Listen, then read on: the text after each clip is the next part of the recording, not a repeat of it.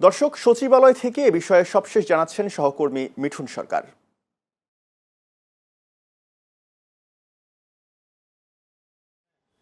এবারের বাজেটে ঘাটতি পূরণে সরকারের ভরসা ব্যাংক, সেই সাথে বৈদেশিক ঋণের উপরেও সরকারের নির্ভরতা রয়েছে।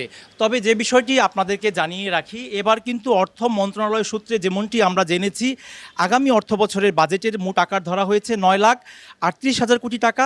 এর বিপরীতে রাজস্ব আয় লক্ষ্যমাত্রা নির্ধারণ করা হয়েছে 6,95,000 কোটি টাকা। ফলে আয় ও ব্যয়ের যে মধ্যে ব্যবধান দাঁড়াচ্ছে 2,43,000 কোটি টাকা।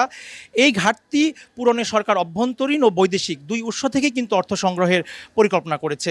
তবে যে বিষয়টি জানিয়ে রাখা দরকার সেটি হচ্ছে, কেন্দ্রীয় ব্যাংক থেকে ঋণ নেওয়ার যে বিষয়টি সেটি কিন্তু নতুন টাকা সৃষ্টি করার ব্যাপারটি কিন্তু এখানে যুক্ত। সেই সাথে কিন্তু মূল্যস্ফীতির চাপও কিন্তু বাড়ার সম্ভাবনা থেকে যায়। বাণিজ্যিক ব্যাংক থেকেও যদি বেশি ঋণ সরকার নিয়ে থাকে তাহলে কিন্তু ব্যাংকগুলোর তারল্য কমে যায় এবং সেই সাথে কিন্তু বেসরকারি খাতে যে ঋণ প্রবাহ সেটি কিন্তু সংকুচিত হওয়ার একটা আশঙ্কা তৈরি হয়। সব মিলিয়ে এই যে রাজস্ব আদায়ে যে কাঙ্ক্ষিত প্রবৃদ্ধি, এটি কিন্তু ব্যয় ক্রমাগত বাড়তে থাকায় সরকারের বারবার ব্যাংকিং খাতের দিকে কিন্তু ঝুঁকতে হয়েছে।